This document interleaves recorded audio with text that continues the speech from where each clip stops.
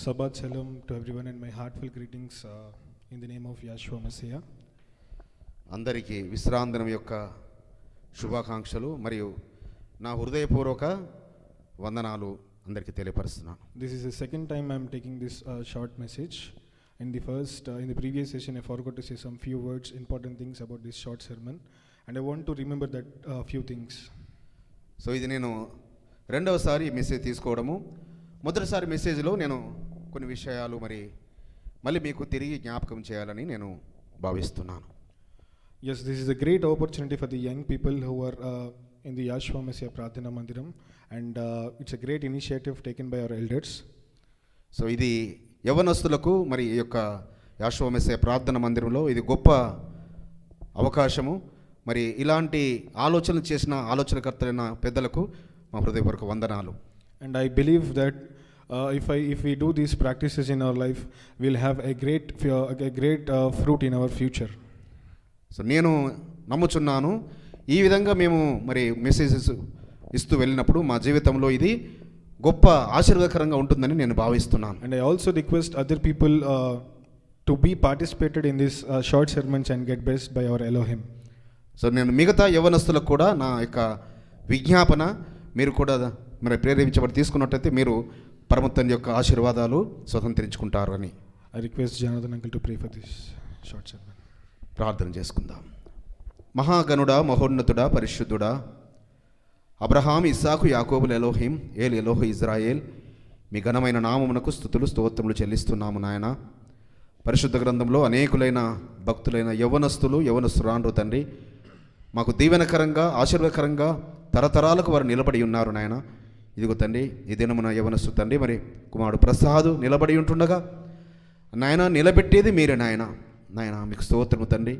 మీ బూరగా మీరు వాడుకోనండి, తన నోట మీ మాటలు ఉంచండి. అవును నాయన, మీ ఆత్మచేత అభిషేకించండి. మీ ఆత్మ ద్వారా చెప్పు సంగతులు మేము గ్రహించినట్లుగా మా హృదయాల్లో తెరవచేయండి. వినే చెవులను, గ్రహించే హృదయాన్ని, అనుసరించే మనసులు మాకు దయచేయండి.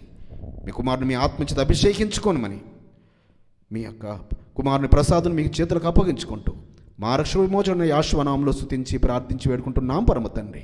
ఆమేన్. ఆమేన్. I want to start this short sermon with a short story. ఈ యొక్క ఉపదేశమును నేను చిన్న కథతో నేను ఆరంభించాలని భావిస్తున్నాను. There was a poor man lived in a village in a small kingdom.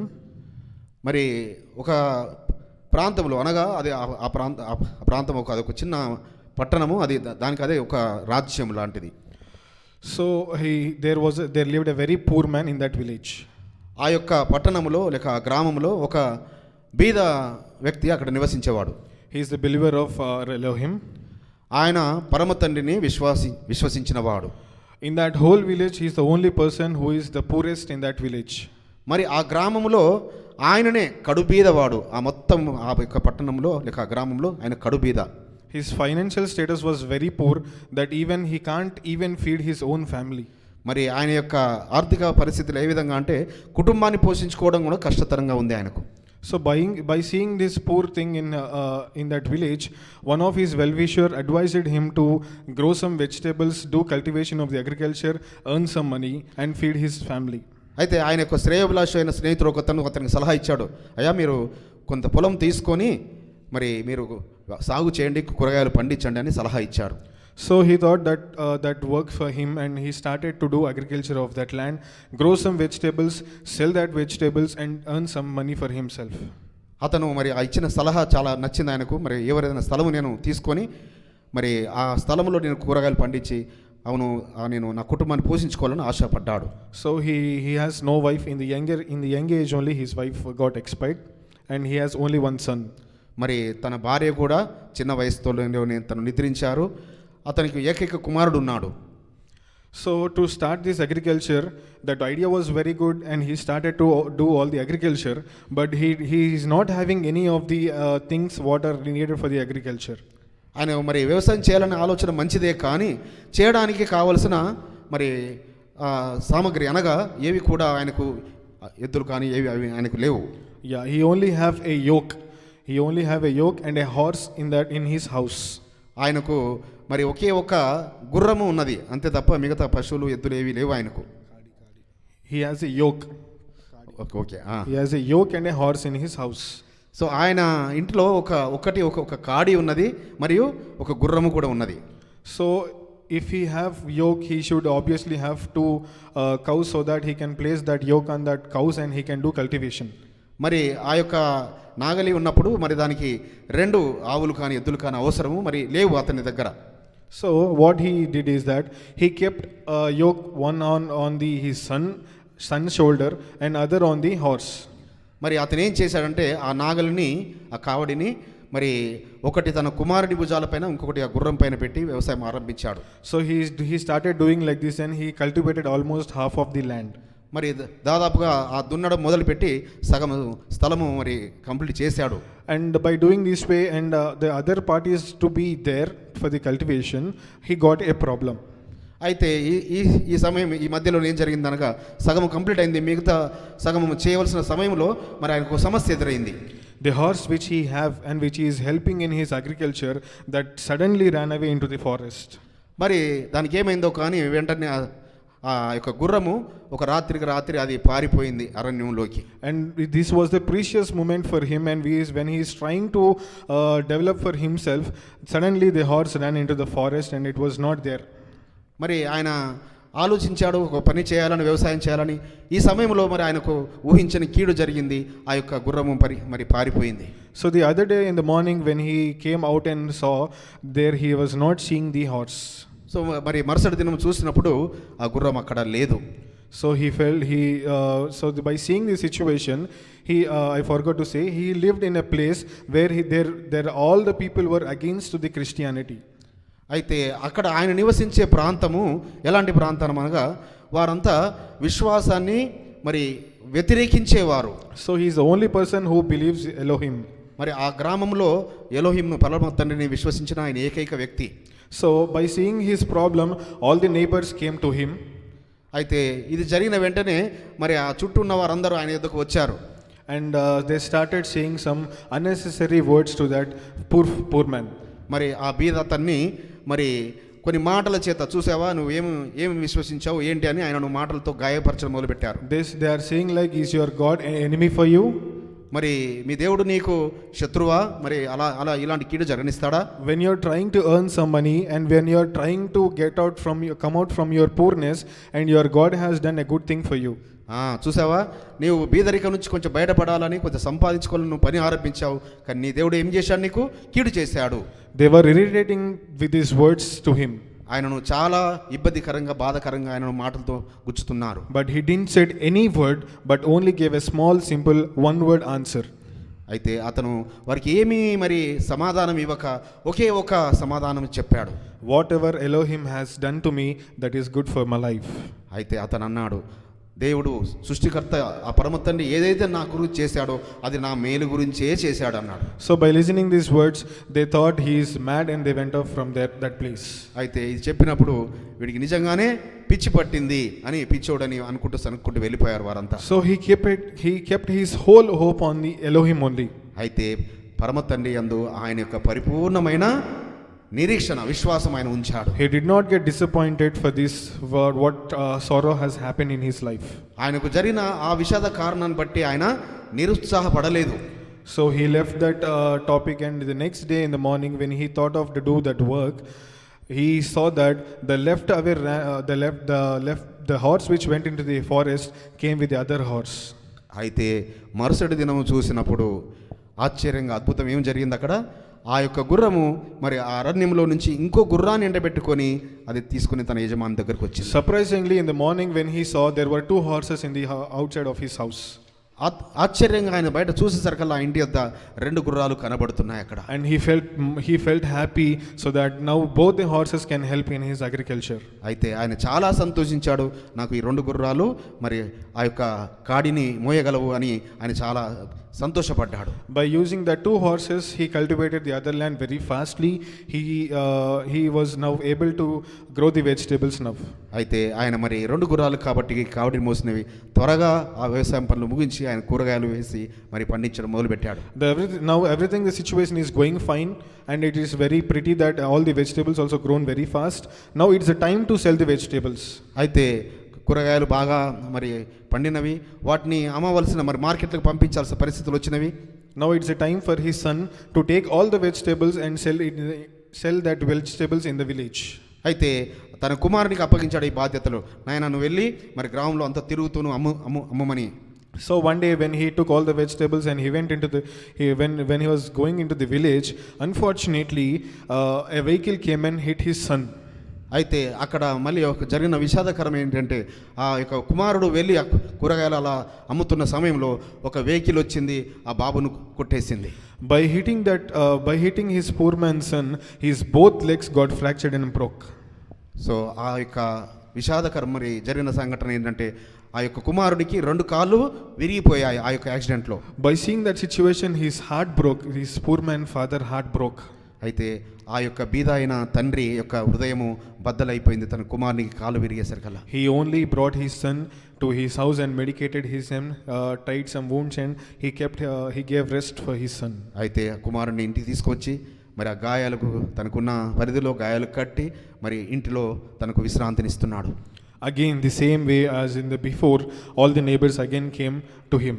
మళ్ళీ యథావిధంగానే ఇంతకుముందు జరిగిన కర్త పునరావృతమైంది. వారందరూ వచ్చి ఏం జరిగింది నీకు చూసు, మళ్ళీ నీ కీడు ఏం జరిగింది, ఎలా జరిగింది చూడు అని. Now this time they came with very much angry to this poor man.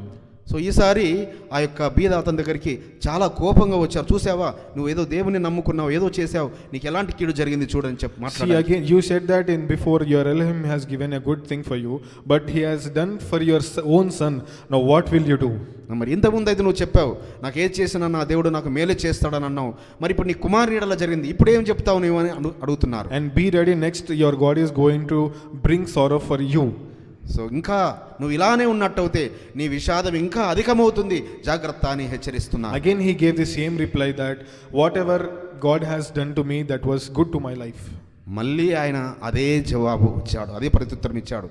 ఆ ఎలోహిము ఏదైతే నా గురించి చేశాడో అది నా మేలు గురించే చేశాడు అన్నాడు. So he is taking the vegetables to the market and selling and earning some money.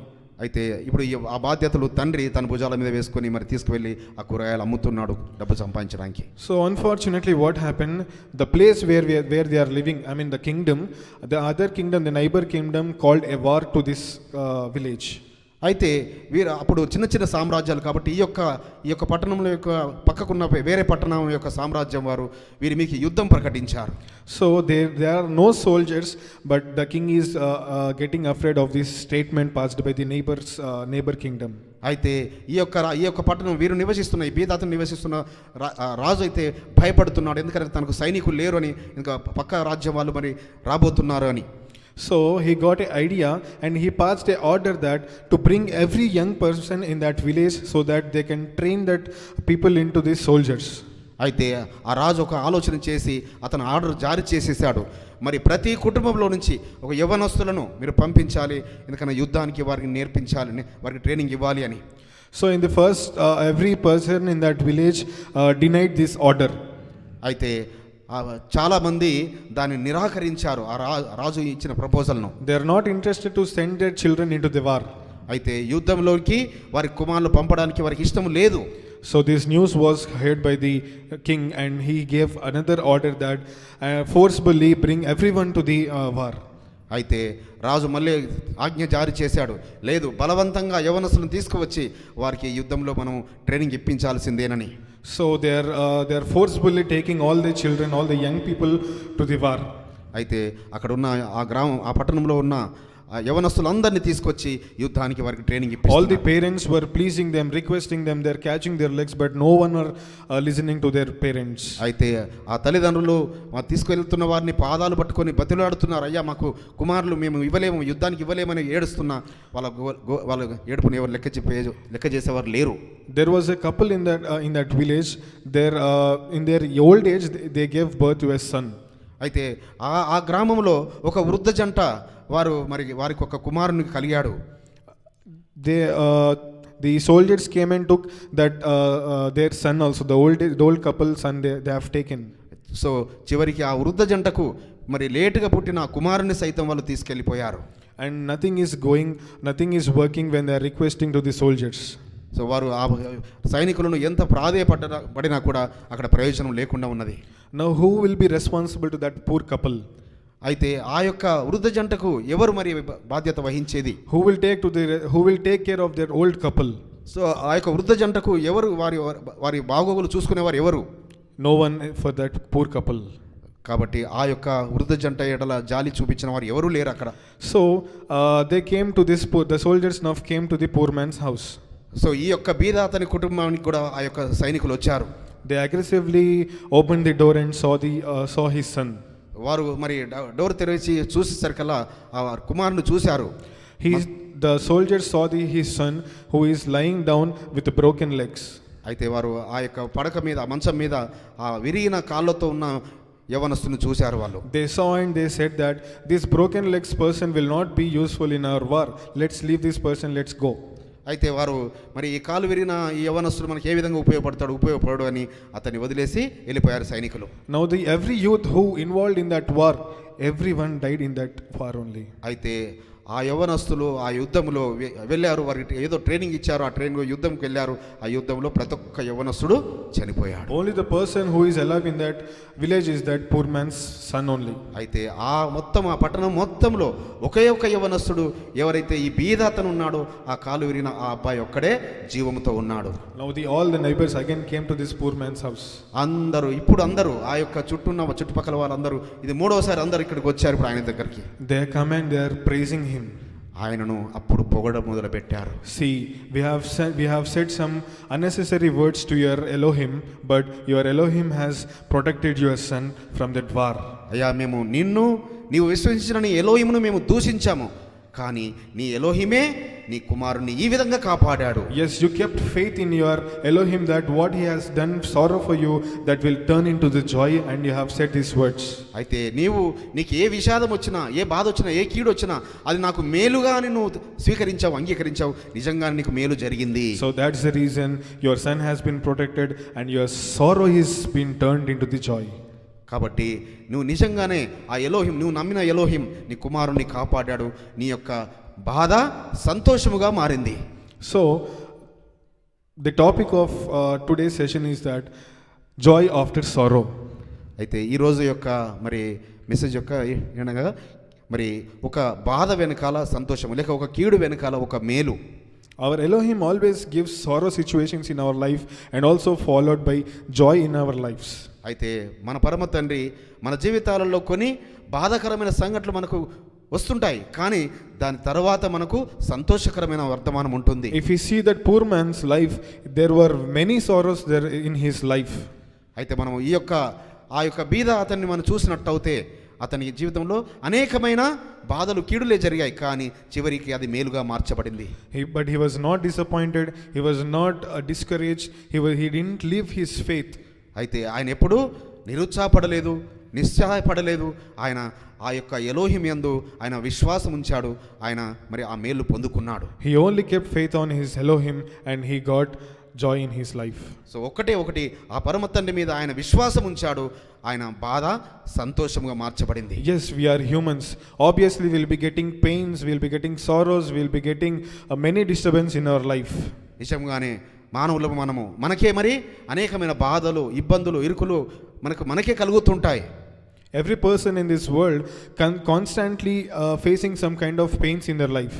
So మనం ఈ లోకంలో చూసినట్టయితే ప్రతి ఒక్కరికి ఏదో ఒక బాధ, ఏదో ఒక వేదన కలుగుతూనే ఉన్నది. మనం చూస్తున్నారు, అలాంటి రోజుల్లో మనం ఉన్నాము. They are experiencing a sorrow after sorrow. They are experiencing a pain after a pain. They are experiencing troubles after troubles.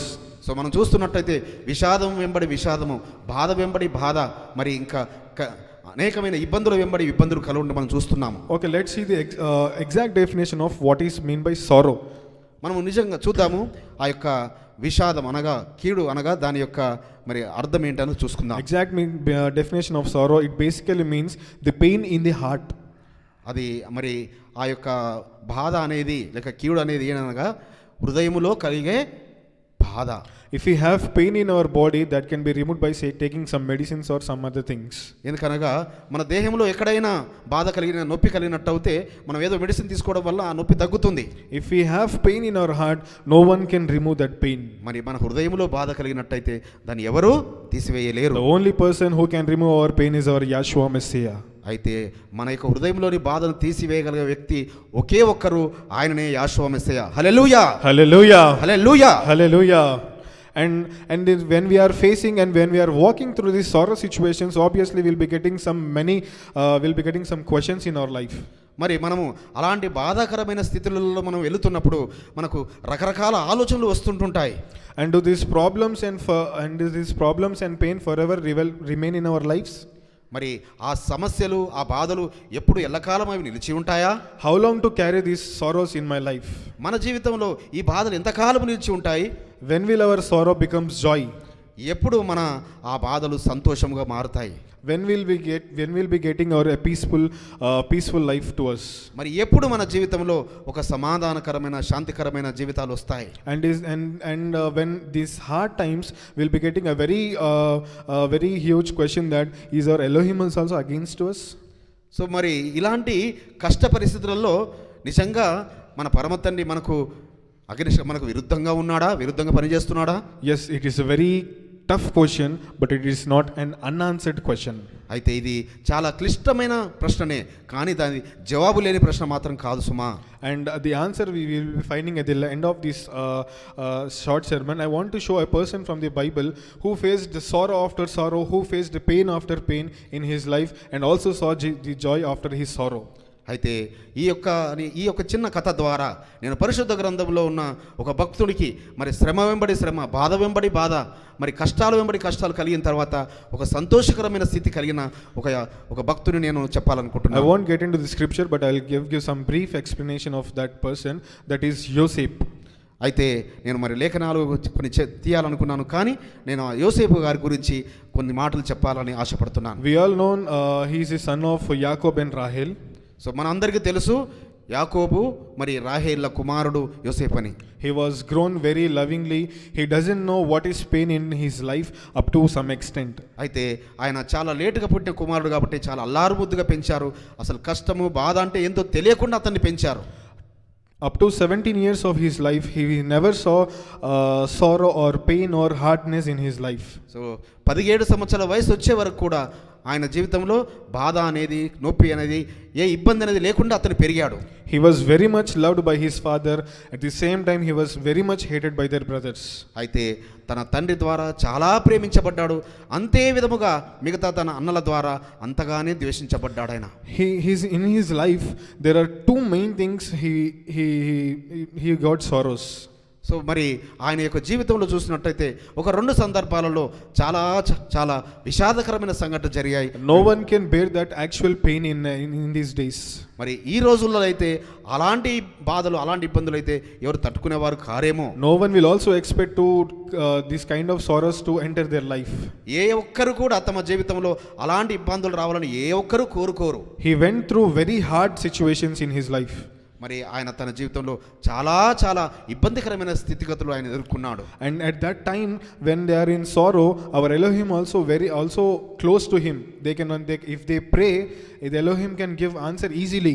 అయితే అలా ఎలాంటి స్థితిగతులలో వాళ్ళు ఉన్నారంటే ఆ ఇబ్బందులలో వారు మొరపెడితే త్వరగా జవాబిచ్చే స్థితిగతులలో ఆ రోజుల్లో వారు ఉన్నారు.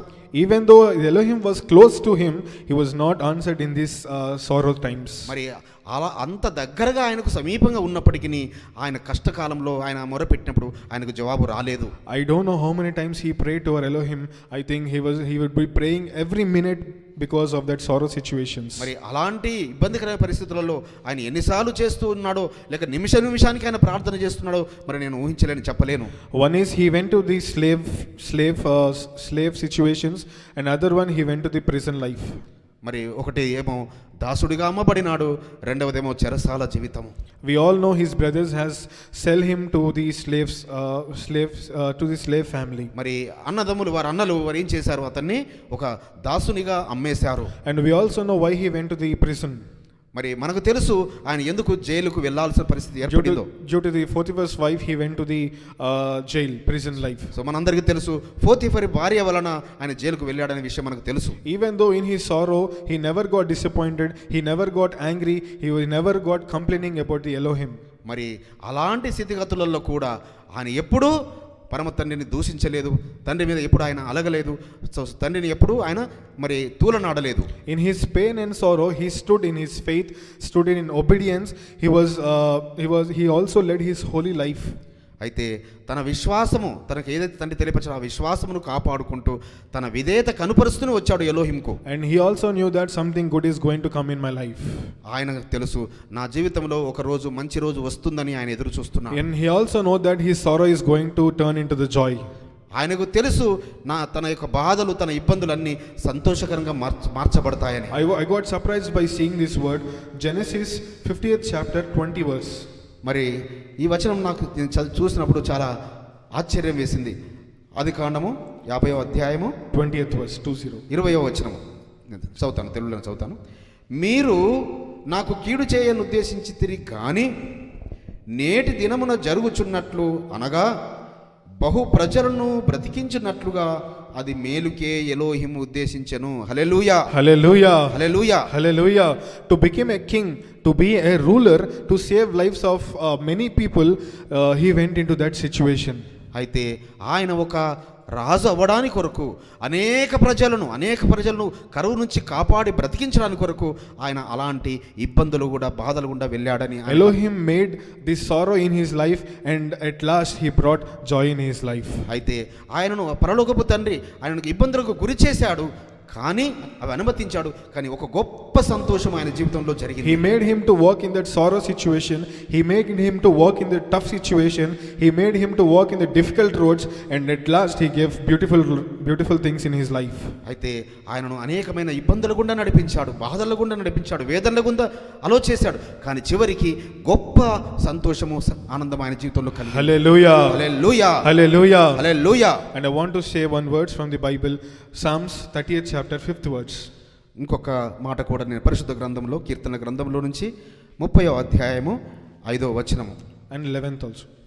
5వ వచనము మరి 11వ వచనం. Psalms 30th chapter 5th verse and 11th verse. మొదటగా 5వ వచనం. ఆయన కోపము నిమిషమాత్రముండును, ఆయన దయ ఆయుష్కాలమంతయు నిలుచును. సాయంకాలమున ఏడుపు వచ్చి రాత్రి ఉండినను ఉదయమున సంతోషము కలుగును. 11th also. 11వ వచనం చూసినట్టయితే, నా ప్రాణము మౌనముగా నుండక నిన్ను కీర్తించినట్లు నా అంగలార్పును నీవు నాట్యముగా మార్చి ఉన్నావు. Hallelujah, hallelujah, hallelujah, hallelujah. As we humans, we bear many sorrows in our life, and our Elohim is saying that don't worry my child, you have joy at the end of your life. So మన జీవితం మరి మానవులుగా మన జీవితంలో అనేకమైన బాధలు, ఇరుకులు, ఇబ్బందులు కలుగుతుంటాయి, వాటి గుండా వెళ్తుంటాము. కానీ ఎలోహిం చెప్తున్నాడు, నా బిడ్డ నువ్వు భయపడకు, నీకు సంతోషకరమైన దినము వచ్చే రోజు ఉన్నది అని చెప్తున్నాడు. And if we see in the Joseph life, he is saying that if that sorrow has not happened in my life, I would not get into this joy in my life. So ఆయన ఏ విధమైన సాక్ష్యం చెప్తున్నాడో చూడండి యోసేపు గారు. ఇలాంటి ఇబ్బందికరమైన బాధకరమైన పరిస్థితులు కనుక నా జీవితంలో రాకపోయి ఉంటే నేను ఇంత ఉన్నతమైన స్థితికి నేను చేరుకునేవని కాదు అంటున్నాడు. Our Elohim will try us to walk in the sorrow situations, in the difficult situations, to lead us to a beautiful life. అయితే మన పరలోకపు తండ్రి ఆయన అనుమతిస్తుంటాడు, కొన్ని కష్టాల గుండా, ఇబ్బందుల గుండా వెళ్ళనిస్తాడు, ఎందుకనగా ఒక శ్రేష్టమైన స్థితికి, సంతోషకరమైన స్థితికి చేర్చడానికి కొరకు. We should not get disappointed in our lives when we get sorrows. We should not get worried about sorrow things in our life. We should not get panic about the sorrow things what are happening in our life. మరి అలాంటి సంఘటనలు కూడా మనం వెళ్ళినప్పుడు ఎప్పుడు నిరాశలకు, నిస్పృహలకు మనం గురి కాకూడదు, మనం కృంగిపోకూడదు. ఎందుకనగా ఈ యొక్క బాధాకరమైన జీవితం సంతోషకరంగా మార్చగల శక్తివంతులు మనం కలిగి ఉన్నామని. We should be brave always, and we should believe that a person who is standing behind us is the greater one in this world. అయితే మనము ప్రార్థన చేస్తూ నా వెనకాల ఉన్నవాడు, నా వెన్నుతట్టు నడిపించేవాడు ఒక గొప్ప అతన్ని కలిగి ఉన్నాము అని మనం నిరీక్షణతో మనం ముందుకు సాగాలి. And I request everyone, and I should also request, like this is first to me learning, because everyone from now, if we get sorrow things in our life, we should not get worried, and we should always be patient, and we should always be wait for our Elohim. అయితే నేను ఈ సమయంలో నేను చెప్పదలుచుకుంది ఏంటంటే ఇలాంటి స్థితిగతులు చాలామందికి వస్తుంటాయి. మరి నా జీవితంలో కూడా అలాంటివి నేను ఎదుర్కొంటున్నాను. కానీ ఒక సంతోషమైన దినం వస్తుందని నేను నిరీక్షణతో ఎదురు చూస్తున్నాను. In these sorrow situations, we should always wait on our Elohim. అయితే ఇలాంటి ఇబ్బందికరమైన పరిస్థితుల్లో మన ఎలోహిం పైన, మన పరమ తండ్రి మీద మనం ఆధారపడాలి. If we wait on our Elohim, He is going to give such a great thing which we have never seen in our life. So మనము ఆ విధంగా ఆయన యొక్క కార్యం కొరకు మనం ఎదురు చూసినప్పుడు మనం ఊహించని సంగతులు ఆయన చేస్తాడు. Let's all try this situation. Let's all practice these things in our life and get blessed. Amen. So కాబట్టి ఇలాంటి స్థితిగతులలో గుండా మనం ఓర్పుతో సహనంతో మనం ప్రయాణం చేయాలని, మరి మనకు తప్పనిసరిగా మరి శ్రేష్టమైన సంతోషకరమైన దినము వస్తుందని మనం ఆశతో And చూడాలి. everyone's sorrows is going to turn into joy for some day.